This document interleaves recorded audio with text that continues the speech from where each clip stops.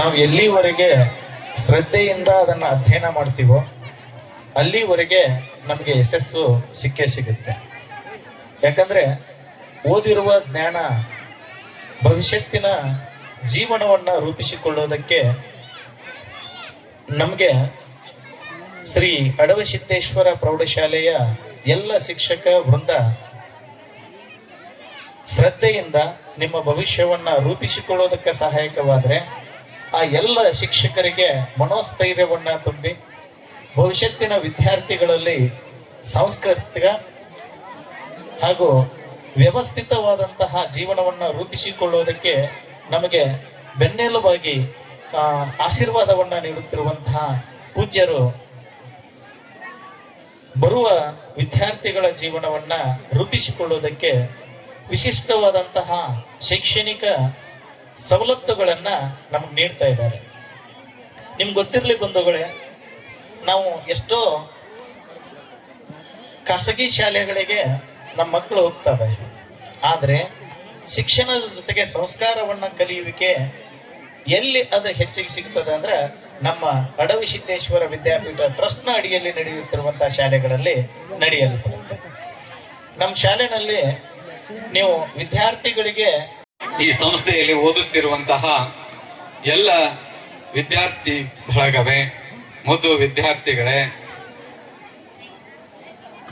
ಅಲ್ಲದೆ ಎಲ್ಲ ಪತ್ರಕರ್ತರೆ, ನೋಡ್ರಿ, ನನಗ ಒಂದು ತಾಸು ಟೈಮ್ ಕೊಟ್ಟಾರ್ರಿ ಅವ್ರು.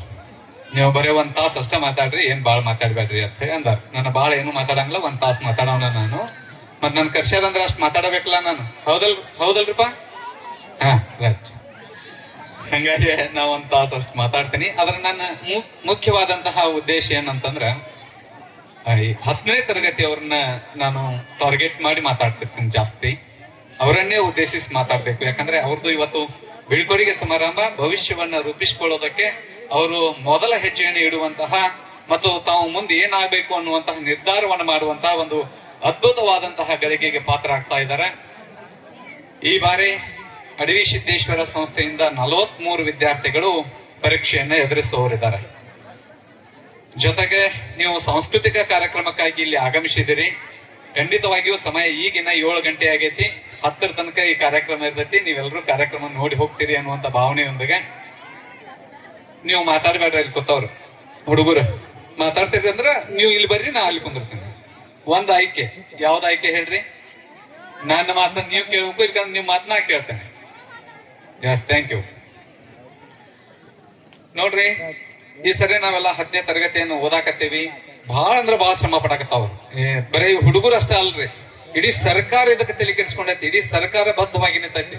ಈ ಬಾರಿ 10ನೇ ತರಗತಿಯ ಪರೀಕ್ಷೆಯನ್ನ ಅತ್ಯಂತ ಯಶಸ್ವಿಯಾಗಿ ಮಾಡಬೇಕು, ಯಾವ ಮಗುನು ಕೂಡ ಅನುತ್ತೀರ್ಣರಾಗಬಾರ್ದು ಅನ್ನೋಂಥ ಉದ್ದೇಶವನ್ನು ಇಟ್ಕೊಂಡೈತ್ರಿ.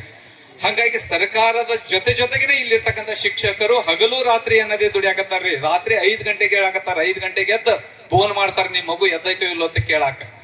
ಎಬ್ಸ್ತಾರ್ರಿ, ಶಿಕ್ಷಕರೇ ಎಬ್ಸುವಂತ ಕೆಲಸ ಮಾಡ್ತಾರ. ಸಾಯಂಕಾಲ 6-6:30 ತನಕ ಓದಿಸುವಂತ ಕೆಲಸವನ್ನ ಮಾಡಾಕತ್ತಾರ್ರಿ. ಬೆಳಿಗ್ಗೆ 8 ಗಂಟೆ ಕ್ಲಾಸ್ ಸ್ಟಾರ್ಟ್ ಆತಂದ್ರ ಸಾಯಂಕಾಲ 6 ಗಂಟೆ 6:30ವರೆಗೂ ಕೂಡ 10ನೇ ತರಗತಿಯವರ ಕ್ಲಾಸ್ಗಳನ್ನು ತೆಗೆದುಕೊಳ್ಳುವಂತ ಕೆಲಸವನ್ನು ಮಾಡಾಕತ್ತಾರ. ಹಿಂದೆ ಯಾವ ವರ್ಷನೂ ಇಷ್ಟು ಶ್ರಮ ಈ SLC ಸಂಬಂಧ ನಾವು ಪಟ್ಟಿಲ್ರಿ. ಸರ್ಕಾರದ ಉದ್ದೇಶ ಇಷ್ಟ ಐತ್ರಿ, ಯಾವ ಮಗು ಕೂಡ 10ನೇ ತರಗತಿ ಏನೋ ಫೇಲ್ ಆಗಬಾರ್ದು ಅನ್ನುವಂತಹ ಉದ್ದೇಶವನ್ನು ಇಟ್ಕೊಂಡೈತಿ. ಯಾಕಂದ್ರೆ 10ನೇ ತರಗತಿಗೆ 1ನೇ ತರಗತಿಯಿಂದ 10ನೇ ತರಗತಿವರೆಗೂ ಅವ್ರ ಶಿಕ್ಷಣ ಇಲಾಖೆ ಒಳಗೆ ಕಲ್ತಿರ್ತಾರ.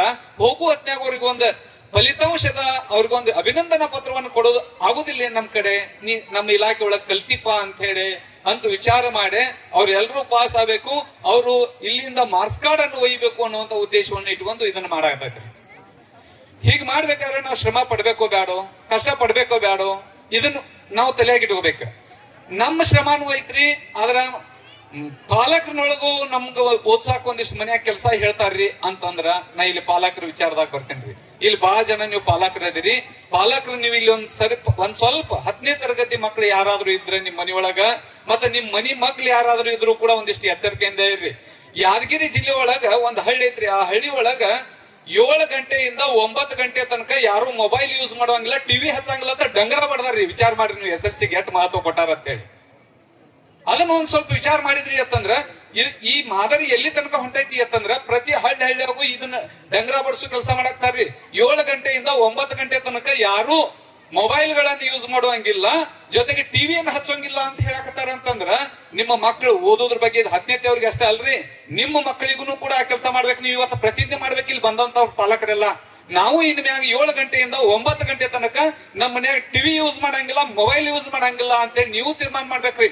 ಪ್ರತಿ ಮಗುವಿನ ಓದುವ ಕೆಲಸವನ್ನು ಮಾಡ್ಬೇಕಾಗೈತ್ರಿ ಇವತ್ತು. ಯಾಕಂದ್ರೆ ಮೊಬೈಲ್ ಕಾಸ್ಟ್ ಗಂಟು ಬಿದ್ದವ್ ಮಕ್ಕಳು. ನೀವು ಒಂದ್ 10 ನಿಮಿಷ ಮೊಬೈಲ್ ಎಲ್ಲರೂ ಇಟ್ಟು ಹೋದ್ರಿ ಅಂತಂದ್ರೆ ಸರ್ಸು ಕೆಲಸ ಚಲೋ ಮಾಡಕತ್ತಾರ್ರಿ ಅವ್ರು. ಒಂದಾದ್ಮ್ಯಾಗ ಒಂದ್ ನೋಡ್ ಎಲ್ಲಿಗೆ ಬಂದೈತಿ ಪರಿಸ್ಥಿತಿ ಅಂತಂದ್ರೆ ಜೋಗಳ ಹಾಡಿ ಊಟ ಉಣಿಸುವಂತಹ ಪರಿಸ್ಥಿತಿ ಇವತ್ತು ಹೋಗಿ ಮೊಬೈಲ್ ತೋರಿಸ್ಕೊಂತ ಊಟ ಉಣಿಸುವಂತಹ ಪರಿಸ್ಥಿತಿ ನಿರ್ಮಾಣ ಆಗೈತ್ರಿ. ಇದಕ್ಕೆ ಕಾರಣ ಯಾರು ಅಂತಂದ್ರೆ ನಮ್ಮ ತಾಯಂದಿರ ಅಂತೀನಿ ನಾನು. ನಮ್ಮ ತಾಯಂದಿರ ಬದಲಾವಣೆ ಆಗ್ಬೇಕಾಯ್ತು. ನಾವ ಟಿವಿ ಮುಂದೆ ನಿಂತ್ಕೊಂಡ್ ಧಾರಾವಾಹಿ ನಾವು ನೋಡಾಕತ್ತೀವಿ ಅಂತಂದ್ರ ಇನ್ನು ಮಕ್ಳು ಇನ್ನೇನಾಗ್ತಾರ್ರಿ? ಮಕ್ಳು ಹಂಗೆ ಆಗವು. ನಮ್ಮ ಮೌನ ನೋಡ್ತಾನ, ನಮ್ಮ ಅಪ್ಪನ ನೋಡ್ತಾನ ಅಂತಂದ್ರ ಅವು ಅದೇ ಕೆಲಸಕ್ಕ ಇಳಿತಾವ. 1-2 ತಾಸರ ಮಕ್ಕಳ ವಿದ್ಯಾಭ್ಯಾಸಕ್ಕಾಗಿ ನಾವು ಸಮಯವನ್ನು ಮೀಸಲು ಮಾಡ್ಬೇಕ್ರಿ. ಯಾಕೆ ಇದನ್ನ ಹೇಳಾಕತ್ತೀನಿ ಅಂತಂದ್ರೆ ಈ ಜಗತ್ತಿನೊಳಗ ಮಕ್ಕಳಿಗಾಗಿ ಆಸ್ತಿ ಮಾಡೋದು ಮುಖ್ಯ ಅಲ್ರಿ, ಮಕ್ಕಳನ್ನೇ ಆಸ್ತಿಯನ್ನಾಗಿ ಮಾಡೋದು ಮುಖ್ಯ ಐತಿ. ಆ ಕಾರಣಕ್ಕಾಗಿ ಅವ್ರಿಗೆ ಮೌಲ್ಯಗಳನ್ನ ನಾವು ತುಂಬಬೇಕಾಗೈತಿ. ಆ ಮೌಲ್ಯಗಳು ಎಲ್ಲಿಂದ ಬರ್ತಾವ ಅಂತಂದ್ರ ಅದು ಮನೆಯೊಳಗ ಪಾಲಕರಿಂದ ಬರ್ತಾವ್, ಶಾಲೆ ಒಳಗ ಶಿಕ್ಷಕರಿಂದ ಬರ್ತಾವ್. ಅವುಗಳನ್ನ ಅವ್ರು ಅನುಸರಿಸಾಕತ್ತಾರ. ನಾ ಈ ತಾಯಿ ಬಗ್ಗೆ ಹೇಳಾಕತ್ತೀನಿ ಅನ್ನೋ ಕಾರಣಕ್ಕಾಗಿ ಒಂದು ಕತೆ ಹೇಳ್ತೀನಿ. ಇಲ್ಲಿ ಹುಡುಗರು ಬಾಳ ಅದಾವ. ಒಬ್ಬ ತಾಯಿ ಇದ್ದಳ್ರಿ, ಆಕಿ ತನ್ನ ಮಗುವನ್ನ ಬಹಳ ಮಗುವನ್ನ ಬೆಳೆಸಾಕತ್ತಿದ್ಲು. ಬಡತನ ಇತ್ತು, ಮಂದಿ ಮನ್ಯಾಗ ಮುಸುರಿ ತಿಕ್ಕಿ ಜೀವನವನ್ನ ನಡೆಸ್ತಾ ಇದ್ಲು. ಒಂದು ದಿನ ಮಗ ಏನ್ ಮಾಡಿದ ಅಂತಂದ್ರ ಮಂದಿ ಮನೆಯಾಗಿಂದ ಒಂದು ಸಾಮಾನು ತೆಗೆದುಕೊಂಡು ಬಂದ್ರಿ. ಕಳತನ ಮಾಡಿದ್ದ, ತುಡುಗು ಮಾಡಿ ತಗೊಂಡ್ ಬಂದಿದ್ದ, ಕಳತನ ಮಾಡಿ ತಗೊಂಡ್ ಬಂದಿದ್ದ. ಹಿಂಗ ತಗೊಂಡ್ ಬಂದಾಗ ಆಕಿ ತಾಯಿ ಆದಾಕಿ ಅವತ್ತು ಒಂದು ಕೊಟ್ಟು ಹೇಳ್ಬೇಕಾಗಿತ್ತು ಮಗಗ, ಯಾರ ಸಾಮಾನು ತಗೊಂಬಂದಿ, ಅವ್ರದ್ದು ಹೊಳ್ಳಿ ಕೊಟ್ಟು ಬಿಡತ್ ಅನ್ಬೇಕಾಗಿತ್ತ. ಆದ್ರ ತಾಯಿ ಆದಾಕಿ ಏನಂದ್ಲು ಗೊತ್ತನ್ರಿ? ಚಲೋ ಐತಮ್ಮ, ಎಲ್ಲಿ ತಂದಿ, ತಗೊಂಬ ಮನ್ಯಾಗ ಇಡು ಅಂದ್ಲು. ಮಗಗ ಖುಷಿ ಆತು. ಅವತ್ತು 1 ತಂದಿದ್ದ, ಮರುದಿವ್ಸ 2 ತಗೊಂಡ್ ಬಂದ, ಮತ್ತೊಂದ್ ದಿವ್ಸ ಇನ್ನೊಂದು ಹಿಡ್ಕೊಂಡ್ ಬಂದ.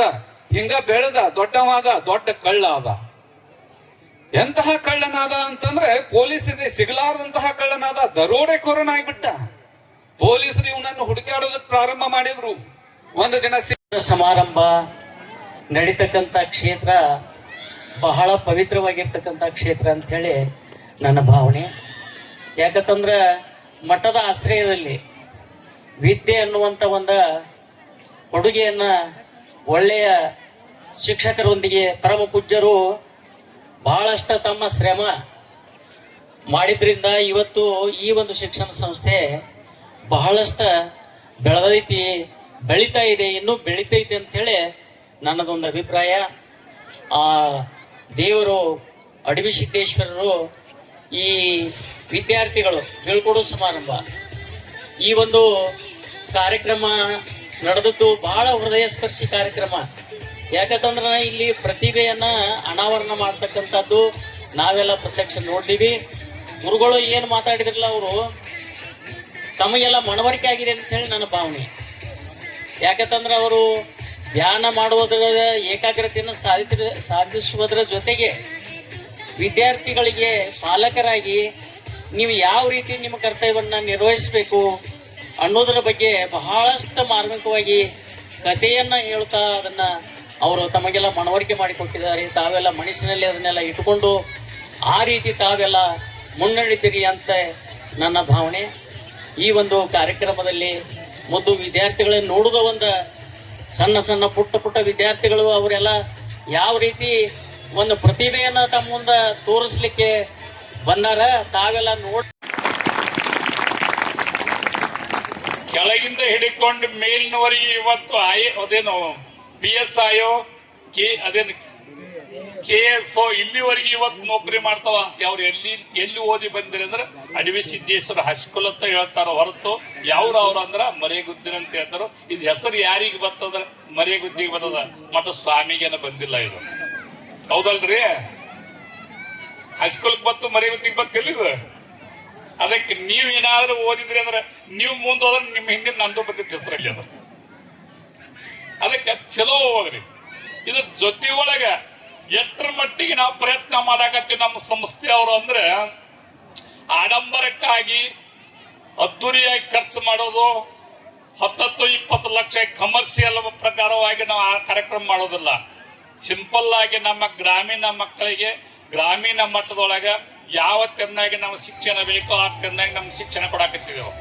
ನಾನು ಎಷ್ಟು ಪ್ರಯತ್ನ ಕಟ್ಟಡಗಳು ಕಟ್ಟಿ ಚಲವಾದಿ ಮಾತ್ರ ಅದಾರ, ಇದು ಹಿಂಗಾಗ್ಬೇಕ್ರಿ, ಅದು ಹಂಗಾಗ್ಬೇಕ್ರಿ, ಇದು ಹಿಂಗಾಗ್ಬೇಕ್ರಿ, ಎಷ್ಟು ಖರ್ಚು ಮಾಡಿ ನೀವು ವರ್ಷದ ಕಾಲಕ್ಕೆ ಅಂದ್ರೆ 2025 ಹಿಡ್ಕೊಂಡು 26 ಈ ವರ್ಷ ವಿಚಾರ ಮಾಡಿದ್ರೆ ಇವತ್ತು 38 ಲಕ್ಷ ರೂಪಾಯಿ ನಿಮ್ಗೊಂದು ಹೈಸ್ಕೂಲ್ದೊಳಗೆ 9 ರೂಮಿನೊಂದು ಕಟ್ಟಡ ಕಟ್ಕೊಡಾಗುತ್ತೆ. 140 ಫೂಟ್ ಉದ್ದಿತ್ತು ಹೌದಲ್ಪ, 140 ಫೂಟ್ ಉದ್ದದ 2ನೇ ಫ್ಲೋರ್ ಕಟ್ಟಾಕತ್ತೀನಿ. ಎದಕ್ಕೆ ಕಟ್ಟಾಕತ್ತೀನಿ ಅಂದ್ರೆ ನಮ್ಮ ಹೆಣ್ಣು ಹುಡುಗರು ಇವತ್ತು LKG UKG ಬಂದಿದ್ದು ಅಂದ್ರೆ SLC ಆಗುವವರೆಗೆ ಹೊರಗೆ ಹೋಗ್ಬಾರ್ದು ನಮ್ಮ ಸ್ಕೂಲ್ ಬಿಟ್ಟವ್ರು. ಈ ಉದ್ದೇಶ ಇಟ್ಟು ಮಾಡಾಕತ್ತೀವಿ. ಅದ ಮುಂದೆ ಕಾಲಾವಕಾಶ ಸಿಕ್ತಿ ಅಂದ್ರೆ ಕಾಲೇಜ್ ಮಾಡುವಂತ ಯೋಗ ಬಂತು ಅಂದ್ರೆ ನಮ್ಮ ಟ್ರಸ್ಟಿನವ್ರು ಅದನ್ನ ಮಾಡೋಣ್ರು ಅಂದ್ರೆ ಮುಂದೆ ಮಾಡೋಣ, ಆ ಪ್ರಶ್ನೆ ಇಲ್ಲ. ಆದ್ರೆ ನನಗೊಂದು ಉದ್ದೇಶ ಏನು ಅಂದ್ರೆ ಮಠದೊಳಗ ಮಕ್ಕಳು ಬೆಳಿತಾರಂದ್ರ ಮಠದೊಳಗ ಸಂಸ್ಕಾರ ಚಲೋ ಐತಿ ಅಂದ್ರೆ ನಮ್ಮ ಹುಡುಗರು ನಮ್ಮ ಮರೆಗುದ್ದಿ, ಕೊಣ್ಣೂರು, ಸಿದ್ಧಾರ್ಥ, ಇದು ಹುಣಸಿಕಟ್ಟಿ, ಹುಲ್ಯಾಳ ಈ ಹುಡುಗರು ನಮ್ಮ ಗುರುಕುಲದೊಳಗೆ ಬೆಳೆದ ಅಂದ್ರೆ